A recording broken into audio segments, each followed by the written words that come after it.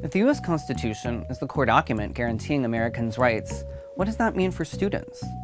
Since 1969, the court has recognized various limits to student expression.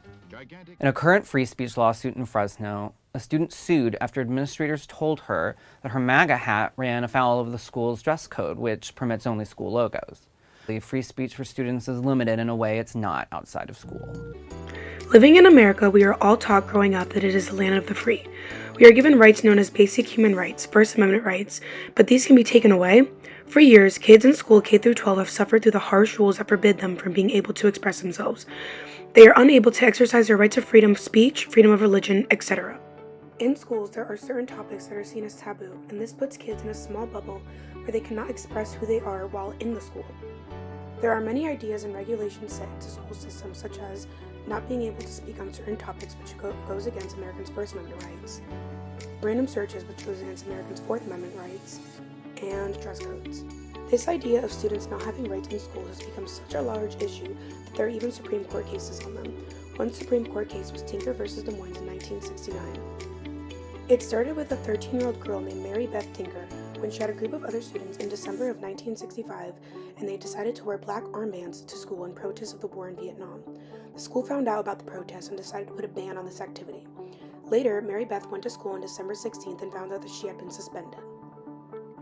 4 other students were also suspended along with Mary Beth due to their silent protest that they were all participating in. The students were told by the school that they were only allowed to come back to school once they removed the black armbands and agreed not to wear them.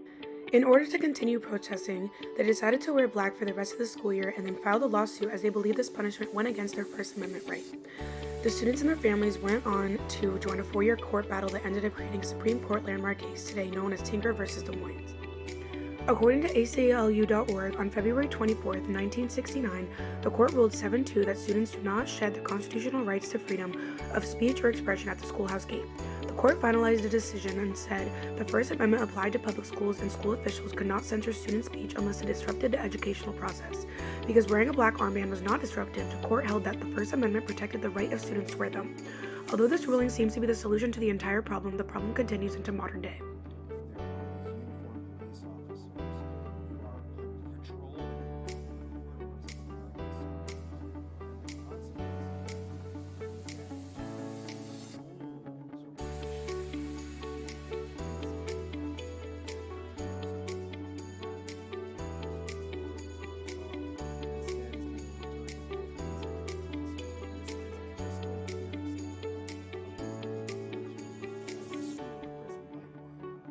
After asking many students who are currently attending a public high school in my hometown called Danbury High School, they all collectively felt as if their rights continue to be almost non-existent while in school. They mentioned issues of dress code and not allowing them to express themselves, or not being able to speak on religion and other topics when trying to share more about their culture. But most of all, not being able to speak about certain things or even be free to share your opinions on certain topics. Although these protocols are put in place to keep students safe, if these differences in opinions were to create a large disagreement between students are still people living in America. Therefore, they deserve their First Amendment rights at all times. Many of the students express that they feel confined while in school, and this makes it difficult for them to have a voice and their own personality when they are constantly being watched to make sure they fit the expectations of the school's rules. Some students even said it is difficult for them to make friends in school because they cannot express themselves and their strong opinions through their clothes or conversation or sometimes even music. This issue has been prominent in lives of students, staff members, and parents living in America for decades, and the problem will only continue. People will continue to debate on the issue of what should be put as a priority, students' rights or students' safety.